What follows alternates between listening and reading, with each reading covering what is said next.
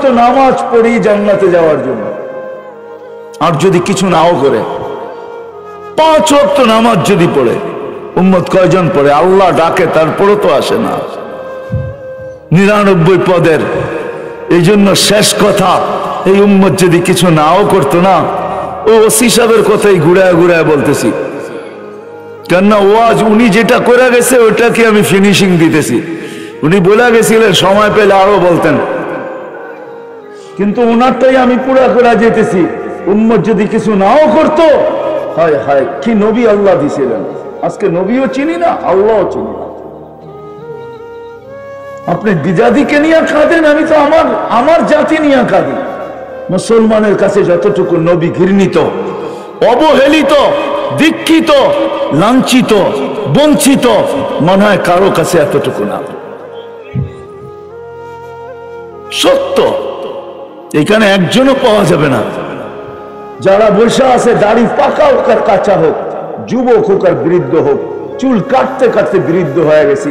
আজ পর্যন্ত সেলুনে যে একবার বলি না এই জীবনে যে আজকে আমার চুলটা আমার নবীর স্টাইলে কাটা দিবি। জীবন ভর যা কাটছত কাটছত, আজকে আমার নবীর স্টাইলে কাটবি।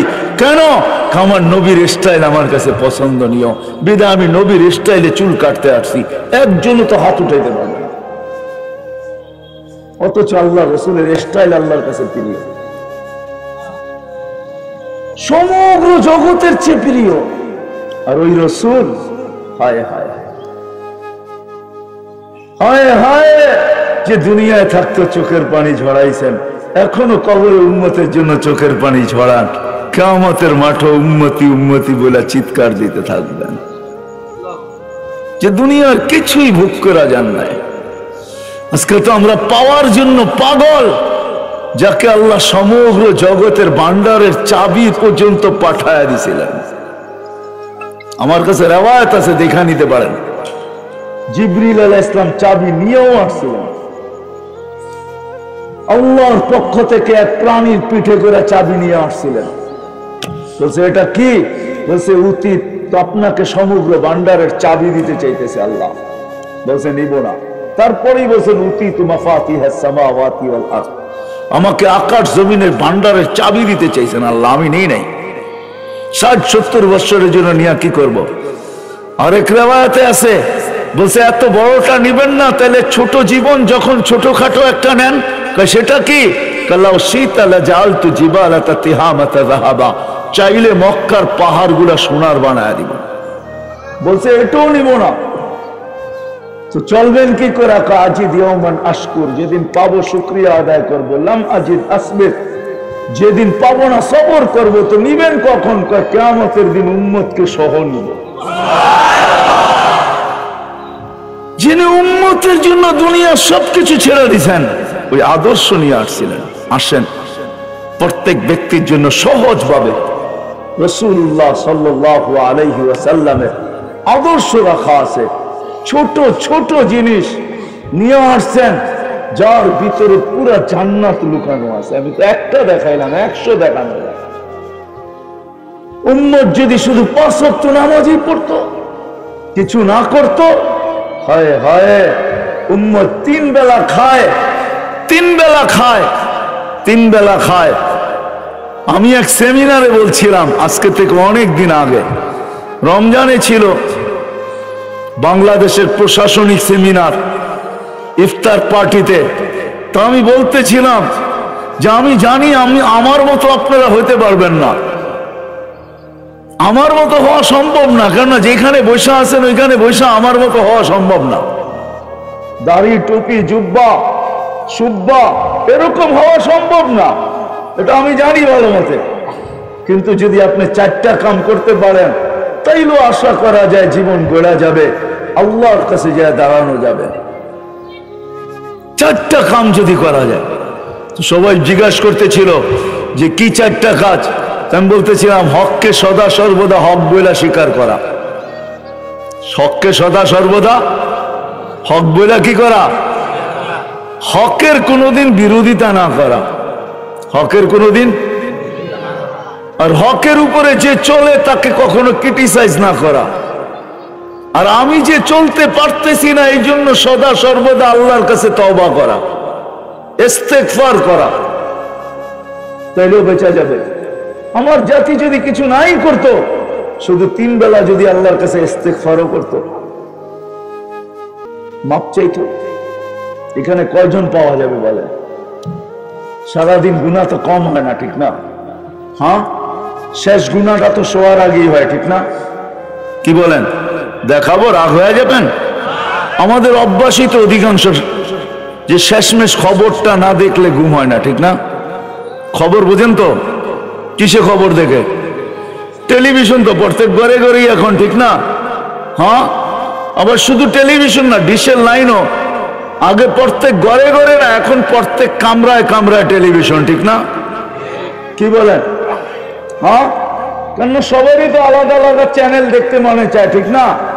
তো ডিশের লাইনও আলাদা আলাদা, আবার কি সবার কামরায় টেলিভিশন এখন, ঠিক না?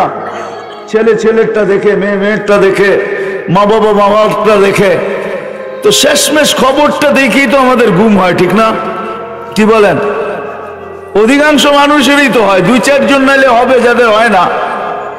কিন্তু কয়জন এখানে হবে যে ঘুমানোর আগে হাত দুটা উঠাইয়া এই কথা বইলা ঘুমায় যে মালিক সারা দিন তোমার বিরোধিতা করলাম, এখন ঘুমাইতে চললাম, আসলে তো এটা ঘুম না, এটা মৃত্যু, মরে যেতে পারি ঘুমের ভিতরে, কাল সকালে উঠাইলে উঠবো, নাইলে উঠবো না।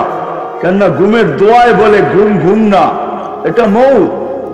যে ইসমিকা আমুতু, তোমার নামে মরতে চললাম, উঠাইলে উঠবো। যখন উঠতে পারে তখন দোয়া পড়ে আলহামদুলিল্লাহিল্লাযী আহইয়ানা বাদা মা আমাতানা, প্রশংসা আল্লাহ। বলবেন আমরা তো দোয়াই পড়ি না, আবার প্রশংসা বইলা লাভটা কি, ঠিক না? দোয়াই তো শিখি নাই, কিন্তু উচিত ছিল দোয়া পড়া। প্রশংসা ওই আল্লাহ যিনি আমাকে জীবিত করলো মৃত্যুর পরে। যে মরার আগে শুধু হাত দুটা উঠে একটু দোয়া তওবা করবে, আর আল্লাহকে বলবে আল্লাহ সারাদিন আসতে পারি নাই। এরকম একজনও তো আমরা নাই যে ঘুমানোর আগে ডেলি তওবা করে ঘুমাই। কয়জন পাওয়া যাবে বলেন? এই জন্য আসেন, যদিও সৃষ্টির সেরা সর্বদিকে, আর সৃষ্টির ভিতরে আমরাই অকৃতজ্ঞ। যদিও আল্লাহ আজকে তাকায় তাকায় দেখতেছেন, কিচ্ছু বলেন না, স্বাধীনতা দিছেন বিদায়, কিন্তু না, এই ছোট জীবনটা গোড়া যেতে হবে, কাটায় গেলে চলবে না।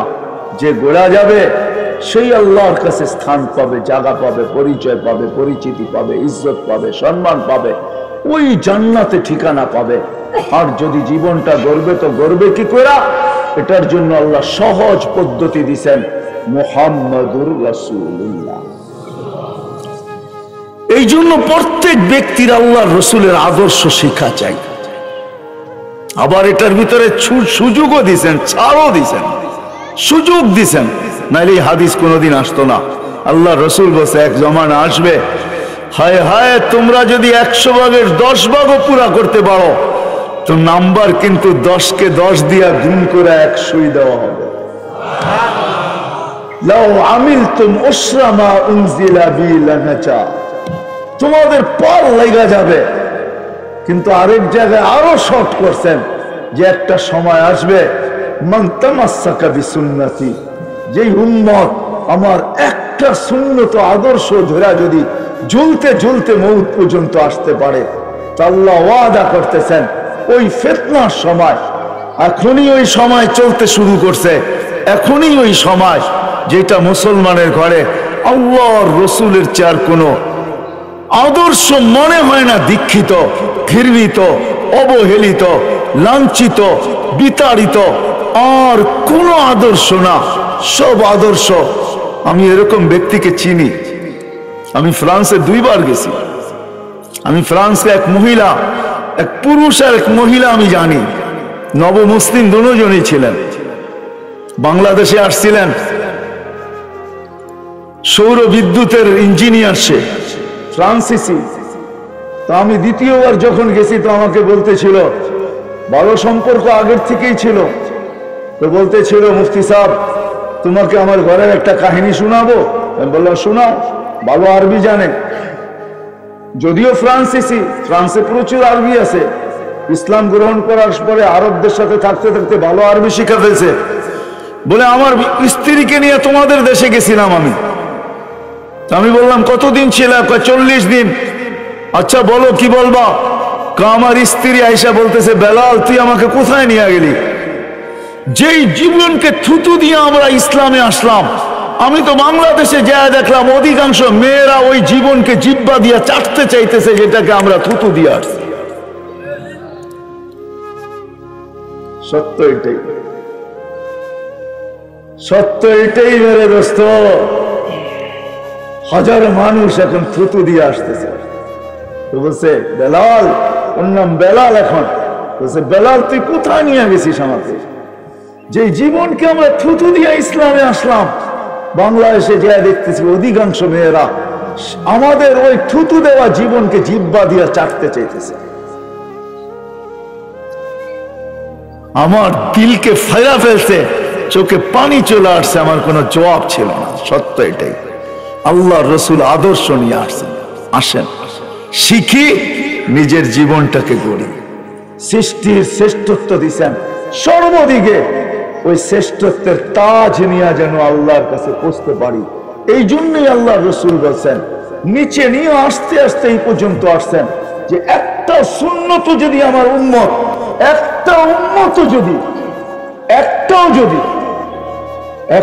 যদি সুন্নত আমার উম্মত তামাশা কামানি ঝুলতে ঝুলতে ঝুলতে ঝুলতে যদি মৌত পর্যন্ত, কবর পর্যন্ত পৌঁছতে পারে, তামাশাকা বিসুন্নতি ইনদা ফাসাদি উম্মতি ফালাহু আজরু মিয়াতি শাহীদ। বলেন 100 শহীদের মালা তোমাকে পরানো। এই জন্য আসেন, শ্রেষ্ঠত্বের মুকুট যেন অক্ষুণ্ণ থাকে, অক্ষুণ্ণ থাকে। এই জন্য আমি কয়েকটা অপশন দেখাইলাম।